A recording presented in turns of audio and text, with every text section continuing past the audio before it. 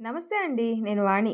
ఈరోజు మనం కిషోర్ సెమెళ్ళ గారు రచించిన 'బాధ్యత' అనే ఒక మంచి కథను విందాం. ఉదయం 6 గంటల వేళ సుమారు 100 కిలోమీటర్ల వేగంతో గోవా నుంచి బెంగుళూరు వెళ్ళే హైవే మీద ప్రతాప్ సుధీర్‌ని బైక్ మీద తీసుకెళ్తూ ఉన్నాడు. సుధీర్‌కి వేగం అంటే చాలా భయం. ఎవరి బైక్ కూడా ఎక్కడు అందుకే. కానీ ప్రతాప్ తనని ఒప్పించి ఒకసారి ఆట పట్టిద్దాం అని తన బైక్ ఎక్కించుకున్నాడు. ప్రతాప్‌కి వేగం అంటే చాలా సరదా. వేగం ప్రదర్శించడం, బైక్ మీద విన్యాసాలు చేయడం తనకి అలవాటు. భయపడుతున్న సుధీర్ వెనక నుంచి హెచ్చరిస్తూనే ఉన్నాడు వేగం తగ్గించమని. అయినా సరే వినని ప్రతాప్ సుధీర్‌ని ఇంకా భయపెట్టాలని అదే వేగంతో బైక్‌ని అటూ ఇటూ తిప్పుతూ ఆట పట్టించడం మొదలుపెట్టాడు. సుధీర్‌కి భయం ఎక్కువైందింక. వెనక రాడ్డుని గట్టిగా పట్టేసుకున్నాడు. కళ్ళుని తెరవట్లేదింక. కానీ ప్రతాప్ అద్దంలో సుధీర్‌ని చూసి పిరికివాడా అని ఎక్కిరించాడు. ఇంతలో వెనక నుంచి ఒక లారీ వీళ్ళని క్రాస్ చేసి వెళ్ళింది. ప్రతాప్‌కి అది నచ్చలేదు. ఎలా అయినా ఆ లారీని దాటాలని వేగం పెంచాడు ఇంకా. సుధీర్ భయపడుతూ బైక్‌ని ఆపితే నేను దిగిపోతా అని చెప్పాడు. కానీ ప్రతాప్ వినిపించుకోవట్లేదు తన మాట. ప్రతాప్ దృష్టి అంతా ఆ లారీని ఛేదించాలనే ఉంది. లారీ దగ్గరకు చేరుకున్నాడు. లారీ డ్రైవర్ కూడా తగ్గడం లేదు. బైక్ వెళ్ళడానికి వీలు లేకుండా లారీని అటూ ఇటూ తిప్పుతూ నడుపుతున్నాడు. ప్రతాప్ అయినా సరే బైక్‌ని డివైడర్ దగ్గర కట్ చేసి పోదామని ప్రయత్నించాడు. కానీ బైక్ అదుపు తప్పి డివైడర్‌ని గుద్దుకొని ఎగిరి అవతల పడ్డాడు. హెల్మెట్ ఉండడం వల్ల తలకి పెద్ద దెబ్బ తగల్లేదు. ఇంతలో కళ్ళు మసక మసకగా కనిపిస్తున్నాయి. చుట్టూ జనం మూగిపోయినట్టు తెలుస్తూ ఉంది. అలా కళ్ళు మూసుకున్నాయి. కళ్ళు తెరిచి చూస్తే హాస్పిటల్లో ఉన్నాడు. పక్కనే సుధీర్ కూర్చొని ఉన్నాడు. మెలకువ వచ్చిన ప్రతాప్ సుధీర్‌ని చూసి, "నువ్వు బాగానే ఉన్నావు కదా? నీకేం కాలేదు. అదే సంతోషం. అనవసరంగా నువ్వు వద్దంటున్నా నేనే వేగంగా బైక్ నడిపాను. కొంచెం నేనే ఆలోచించి నడపాల్సింది" అని కుమిలిపోయాడు. "పర్వాలేదు. నువ్వు కోలుకున్నావు చాలు. నువ్వు బాగా విశ్రాంతి తీసుకోవాలి. నేను నీ పక్కనే తోడుగా ఉంటా. ధైర్యంగా ఉండు" అని సుధీర్ ధైర్యం చెప్పాడు. ఇంతలో తలుపు తెరిచిన అలజడి వినిపించింది. వేరెవరో కాదు, ప్రతాప్ వాళ్ళ అమ్మా నాన్న. దగ్గర చేరి ప్రతాప్‌ని ఓదారుస్తున్నారు. వాళ్ళ అమ్మైతే బిడ్డ దగ్గర ఏడవొద్దని కన్నీరు ఆపుకుంటున్నా ఆగనంటున్న కన్నీరు కళ్ళని దాటి బయటకు వచ్చేశాయి. నాన్న తలని నిమురుతూ తన ప్రేమను చూపిస్తున్నాడు. కుటుంబంతో కాసేపు ప్రతాప్ సమయం గడపాలని సుధీర్ బయటికి వచ్చేశాడు. కొన్ని రోజులు గడిచాక ప్రతాప్ పూర్తిగా కోలుకున్నాడు. తన నాన్నగారి వ్యాపారం తానే స్వయంగా చూసుకుంటున్నాడు. 90లో వెళ్ళే బండి 60 దాటకుండా జాగ్రత్త పడుతున్నాడు. చాలా మార్పు వచ్చింది ప్రతాప్‌లో మునుపటితో పోలిస్తే. ఒకరోజు ప్రతాప్ ఆఫీసులో ఉండగా సుధీర్ అక్కడికి వచ్చాడు. ప్రతాప్ చాలా ఆనందపడ్డాడు సుధీర్ రాకతో. ఇద్దరికీ కాఫీ తెమ్మని పనివాడికి చెప్పాడు. ఇద్దరూ కాసేపు మాటల ముచ్చట్లు పెట్టుకున్నారు. "ఇంకేంటి కబుర్లు సుధీర్" అని ప్రతాప్ అడిగాడు. "ఈరోజు నువ్వు నాతో పాటు మా ఇంటికి రావాలి ప్రతాప్" అని సుధీర్ అడిగాడు. "ఎప్పుడు తీసుకువెళ్ళమన్నా ఏదో ఒక కారణం చెప్పి ఆపేసేవాడివి నన్ను. ఈరోజు నువ్వే రమ్మంటున్నావు. ఏదన్నా ఫంక్షన్ ఉందా ఇంట్లో" అని అడిగాడు. "అలాంటిది ఏమీ లేదు. ఊరికే మా ఇంట్లో నిన్ను పరిచయం చేసినట్టు ఉంటుంది అని అడిగాను."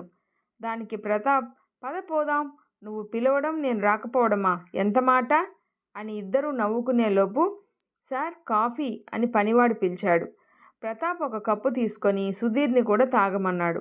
కానీ సుధీర్, "నేనిప్పుడే తాగి వచ్చాను. తర్వాత ఎప్పుడన్నా మళ్ళీ కలిసి తాగుదాం" అని చెప్పాడు సుధీర్. ఇద్దరూ బయలుదేరారు కాసేపటికి. ప్రతాప్ బైక్ నడుపుతూ, "గుర్తుందా సుధీర్? మనం సరిగ్గా 6 నెలల క్రితం ఇలానే బైక్ మీద తిరిగాం. దేవుడి దయ వల్ల ఇద్దరం బయటపడ్డాం. మళ్ళీ చాలా రోజులకి ఇలా కలిసి ఒకే బైక్ మీద" అని పాత రోజుల్ని గుర్తు చేసుకున్నాడు. ఇంతలో సుధీర్ వాళ్ళ ఇల్లు వచ్చింది. చూడటానికి చాలా పాత ఇల్లు, రేకుల ఇల్లది. బయట ఒక బావి, పూల మొక్కలు ఉన్నాయి. పక్కనే మంచాన పడిన సుధీర్ వాళ్ళ నాన్నని చూశాడు. నమస్కారం పెట్టాడు. కానీ స్పందించలేని ఆయన్ని చూసి బాధపడ్డాడు. దగ్గరకు పోయి పరామర్శించాడు. చిన్న గుమ్మం, దాన్ని దాటుకొని లోపల అడుగుపెట్టాడు. కుట్టు మిషన్ మీద బట్టలు కుడుతున్న ఆవిడే మా అమ్మగారు అని సుధీర్ చెప్పాడు. ప్రతాప్ని చూసి సుధీర్ వాళ్ళ అమ్మగారు నమస్కారం చెప్పి కూర్చో బాబు, టీ తీసుకుని వస్తా అని లోపలికి వెళ్ళారు. ప్రతాప్ చుట్టూ పరిసరాలు గమనిస్తూనే ఉన్నాడు. ఇంత పేదరికంలో ఉన్నారా వీళ్ళు అని ఆశ్చర్యపోయాడు ప్రతాప్. ఇంతలో సుధీర్ వాళ్ళ చెల్లి స్కూల్లో పిల్లలకి పాఠాలు చెప్పి అప్పుడే వచ్చింది. ప్రతాప్ని చూసి నమస్తే చెప్పి కూర్చోండి, అమ్మా టీ పెట్టావా, అన్నయ్య ఫ్రెండ్ ఎవరో వచ్చారు అంటూ పిలిచింది. ప్రతాప్ ఆ ఇంటిని, వాళ్ళ పరిస్థితిని చూసి ఇంత చిన్న ఇంట్లో ఇన్ని కష్టాలతో ఎలా బ్రతుకుతున్నారు అని ఆశ్చర్యపోయాడు. అలా లోపల అన్ని వైపులా చూసుకుంటూ గోడ మీద సుధీర్ ఫోటోని పూలమాలతో చూశాడు. అంతే, అక్కడికక్కడే షాక్ అయ్యాడు. పక్కన చూస్తే సుధీర్ లేడు. ఇంతలో సుధీర్ వాళ్ళ అమ్మ చెల్లి వచ్చారు. వీళ్ళని చూసి సుధీర్ ఫోటో ఏంటి గోడ మీద అని అడిగాడు. దానికి వాళ్ళ అమ్మగారు కంట్లో కన్నీరు తీశారు. వాళ్ళ చెల్లి ఊరుకో అమ్మా అని ఓదార్చింది. కళ్ళని తుడుచుకొని సరిగ్గా 6 నెలల క్రితం వాడు బైక్ యాక్సిడెంట్లో చనిపోయాడు బాబు అని చెప్పింది. ఆ వార్త విన్న వాళ్ళ నాన్నగారికి పెరాలసిస్ స్ట్రోక్ వచ్చి మంచాన పడ్డారు. తన చెల్లి ఇంజనీరింగ్ మధ్యలో మానేసి స్కూల్లో పాఠాలు చెప్పుకుంటూ ఇంటి బాధ్యతని తీసుకుంది. తనకో చెయ్యి సహాయంగా ఉండాలని నేను కుట్టు మిషన్ని కొనుక్కున్నాను. చెట్టంత కొడుకు చేజారిపోయాడు అయ్యా. నా కొడుకు బ్రతికి ఉంటే అన్నీ సవ్యంగా సాగేవి ఈరోజు. కానీ వాణ్ణి దేవుడు ముందే తీసుకుపోయాడు. వాడి రాత అంతే అనుకుంటా అని బాధపడింది సుధీర్ వాళ్ళ అమ్మ. ఇదంతా విన్న ప్రతాప్ లేచి అక్కడి నుండి బయలుదేరాడు. బైక్ మీద వెళ్తూ నేను చేసిన చిన్న తప్పు వల్ల ఒక కుటుంబం రోడ్డున పడింది. వాళ్ళని నేనే చూసుకోవాలి.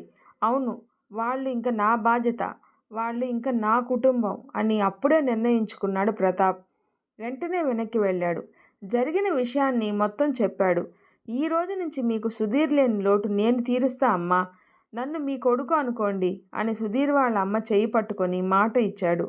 కొన్నాళ్లకు నాన్నకి ఆపరేషన్ చేయించి మామూలు మనిషిని చేశాడు. చెల్లి బీటెక్ పూర్తయింది. తనకి మంచి సంబంధం చూసి పెళ్లి చేశాడు. అమ్మకి తోడుగా మంచి కొడుకుగా మిగిలిపోయాడు ప్రతాప్. ఒకరోజు ప్రతాప్కి సుధీర్ కనిపించి, నేను బ్రతికి ఉన్నా ఇంత చేస్తా అని ఎప్పుడూ అనుకోలేదు. నువ్వు చాలా చేశావు నా కుటుంబానికి అన్నాడు. ప్రతాప్, నన్ను క్షమించరా సుధీర్, నేను చేసిన తప్పు వల్లే ఇలా జరిగింది అని బాధపడ్డాడు.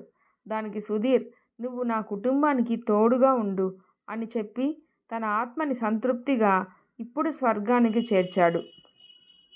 నీతి: మనం రోడ్డు మీద వాహనం నడిపేటప్పుడు చాలా బాధ్యతగా ఉండాలి.